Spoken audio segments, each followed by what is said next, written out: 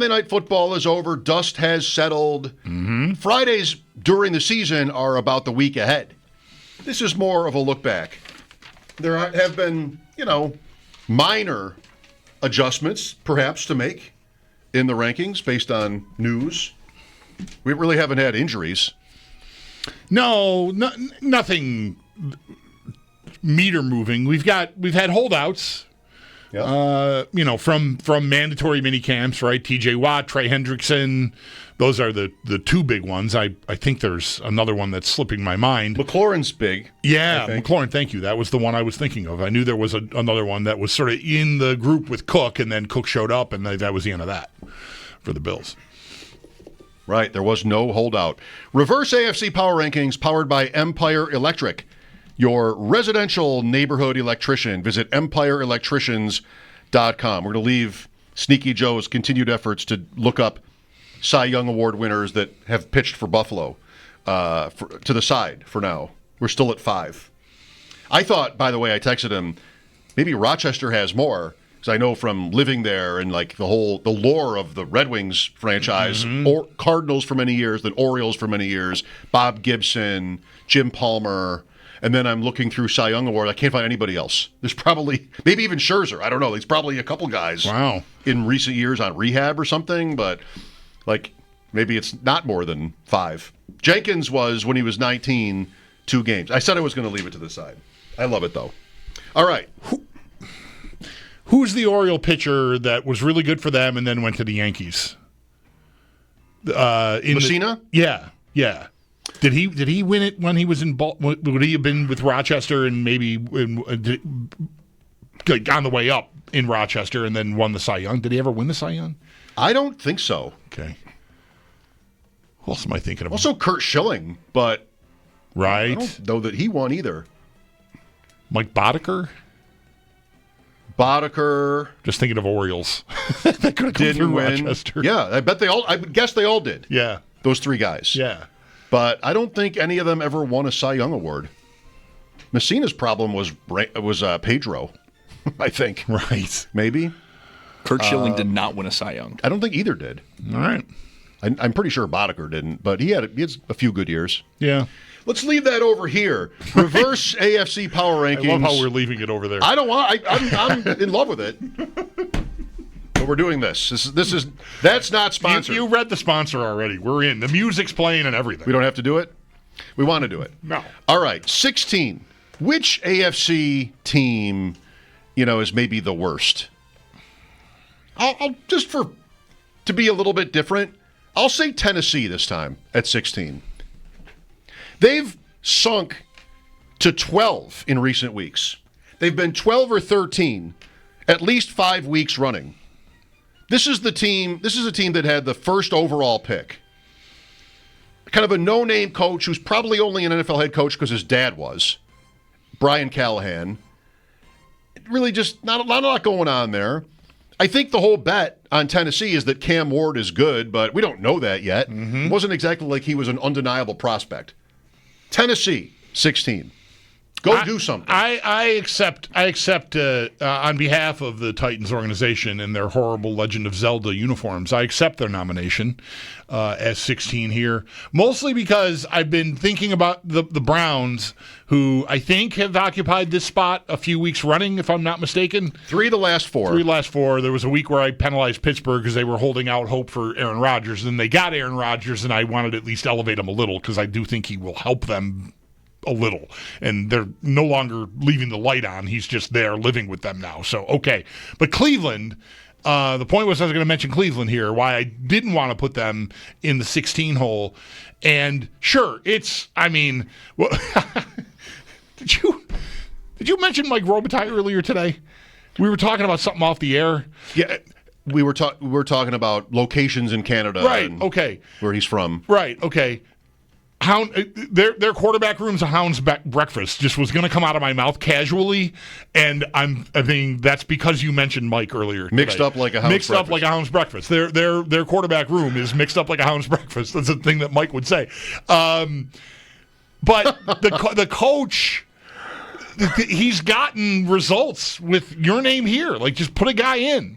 So they might be better than I'm giving them credit for, just because they have found their way with it. It doesn't really matter who's playing. At least 2 years ago, that happened, more so than last year, I guess. But nonetheless, I didn't want to put Cleveland 16, so I'll accept Tennessee as 16. Okay.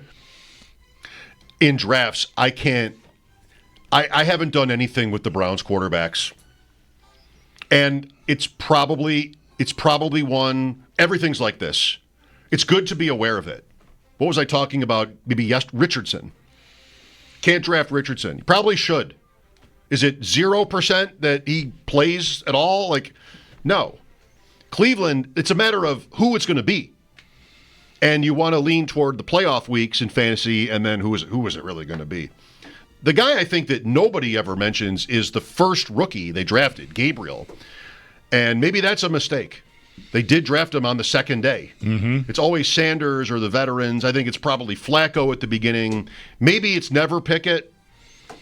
Maybe it goes from Flacco to one or even both of the rookies. But, you're building these teams, and you've got Jerry Jeudy or something, one of the rookie running backs. Njoku was a nice pick mid-rounds, but it's not. I never end up with one of the quarterbacks. I don't know which one to take. Will Pickett have any trade value whatsoever at the end of the summer?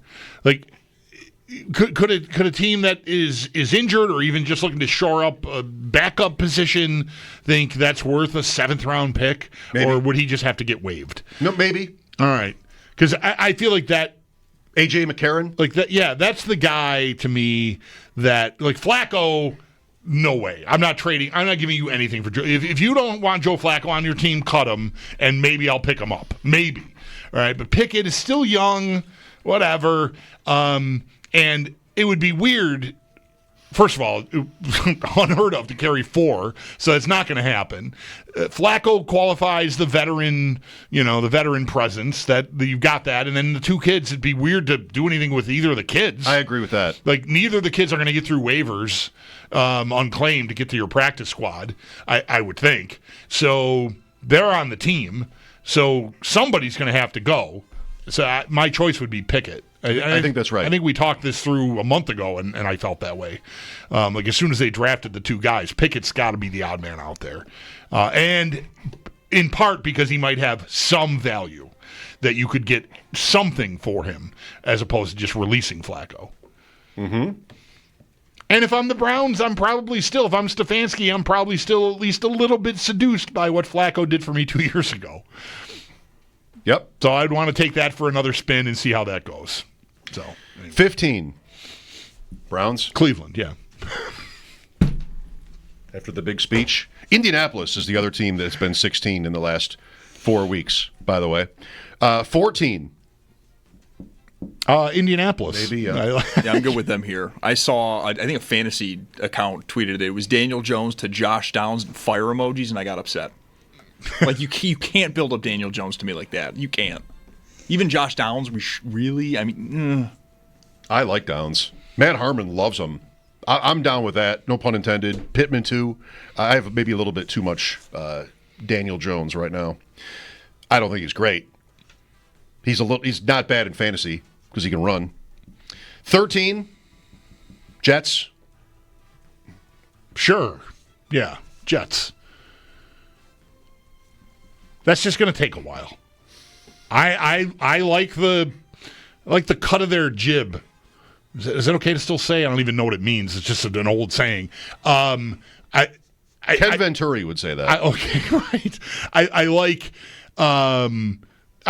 Aaron Glenn. I like it's just going to take a while. So this year I think is just tough unless somehow Fields starts to see better and process better because there's talent in there. It just isn't always sure what to do, and that is tough. And I wouldn't expect that. I mean that's the only hope. And even then, I don't know. Is the rest of the roster? They still have this great roster, just waiting for a good quarterback to show up. I don't know. I mean, I think the Jets should throw the ball less often than any team in the league, probably. But if they get down in games, then they're not going to be able to do that. Maybe, 2 high safeties, why would you do that against the Jets? Because they're not dangerous. Garrett Wilson's good, though. Like, maybe there's something there, and they can get a running game going. If they can, then I think they're probably decent. Because Fields is a great runner, and so is Breece Hall. But are they going to be a complete enough offense for that to hum like it does for the Bills? And that's a long way from having happened yet. I feel like, maybe an answer to the question, why would you play too deep against them and against that quarterback, is because that's a play that doesn't require you to make a lot of. If they're not playing too deep and you've got a guy that can get down the field, there's not a lot of processing there, right? If you recognize it and that half of the field is available without deep help, take your 5 steps and chuck it down there. Like, he's got the arm to do that and is pretty accurate doing that. Does. It's just a question of whether or not he can get there.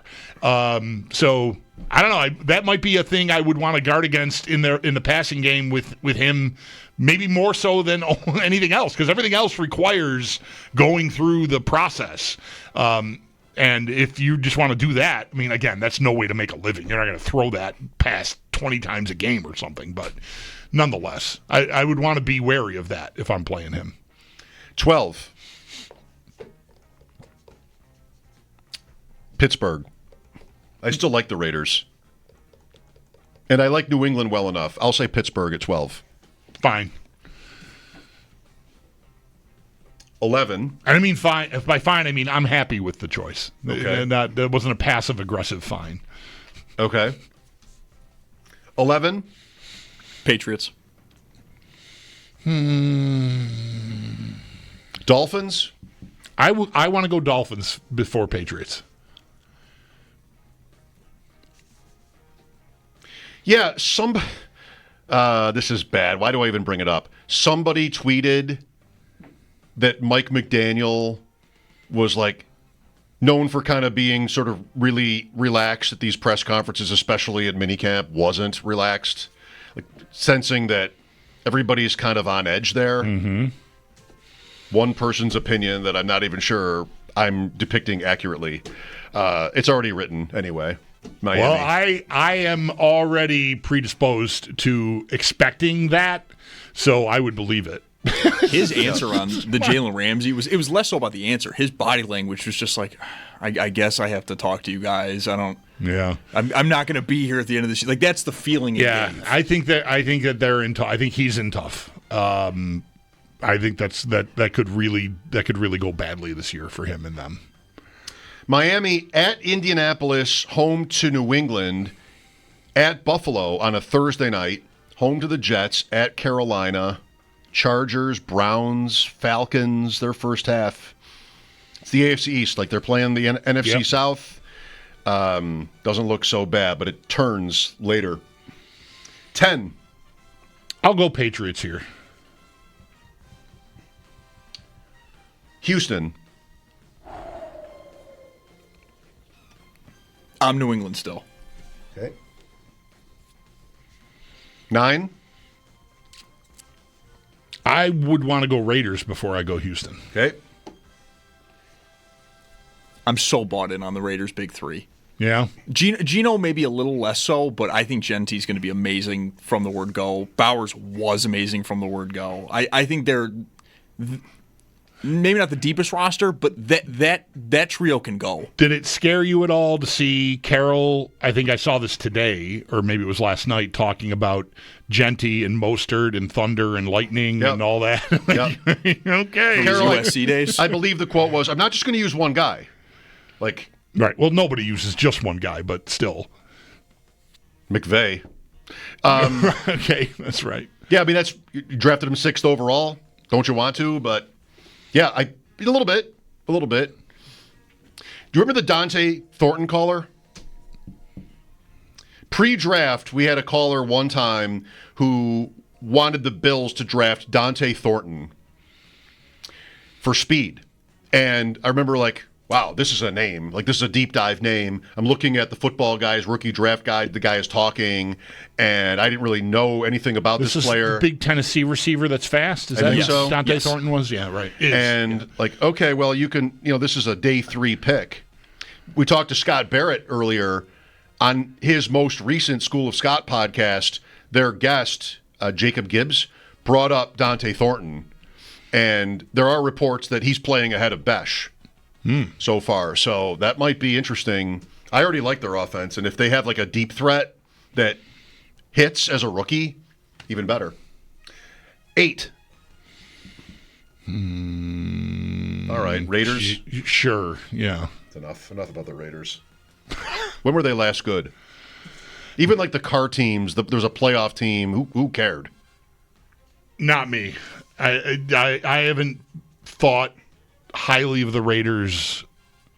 2002. Yeah, right. Since Gruden, I don't think I've had anything for them since then.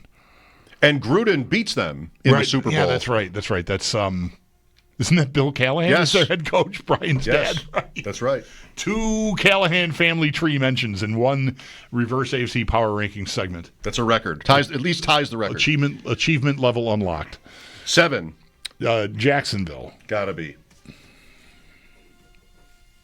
They're skating through these Reverse AFC Power Rankings. They are. 6. I'll go Cincinnati today. Wait, did we put Houston in yet? Yes, they were 9. Okay. Then I'll go Cincinnati today. Right? I'm all for Cincinnati here. Wow. All right. I was going to say Chargers, but all right. Come on. You got a second round pick who is sitting at his locker at minicamp with the line, they don't want to win games, just arguments, or first round pick. First round pick, yeah. They don't want to win games, just arguments. Like, in minicamp, and then he leaves. So good. So good. Yeah. All right. Yep. There is a second round pick thing that is going on, too. That's why you maybe conflated those two things. Like, he's got this issue with some sort of, I don't even know what it is, offset language or whatever it is, that the Bengals want this thing that some other first round picks have had in there. But anyway, they're at loggerheads there. The first 2 second round picks, I don't remember who the guys were now, got fully guaranteed contracts. One is Judkins. Okay, and Browns. The other 30 teams are all just sort of like going, whoa! And the Bills guy is in that group. He's the only unsigned draft pick they have, TJ Sanders, the defensive tackle out of South Carolina. So anyway, all right, just to fill that out. Where are we? 5. I'm going to go Chargers. I'll go Chargers here. 4. Broncos. Okay. 3. What has changed among the top 3? Anything? Cook showed up. Elijah Moore's pretty cool. Ravens don't have a thing right now? I don't think so. The Chiefs have a thing. Is there Do they? any headlines out of there? I don't. I felt like a pretty smooth trip. Yeah. I'll say Chiefs 3 again then. Baltimore. Chiefs. How many times does Kansas City have to win these playoff games against these people and get credit? I don't know, from this room. but it's clearly not enough. We're just clearly homers. 2. Well, you already said Baltimore, so I guess I'll go Baltimore. I did. Bills won. All right. No change at the bottom this week. Reverse AFC Power Rankings. Bills.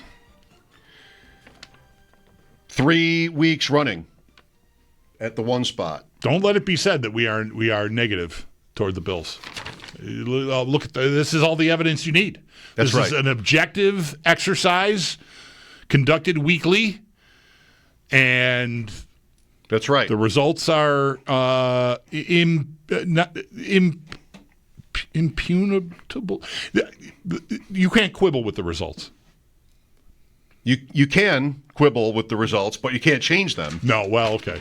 Well, then I wanted whatever I was trying to get to, but I don't know what it is, so I'm going to stop. Reverse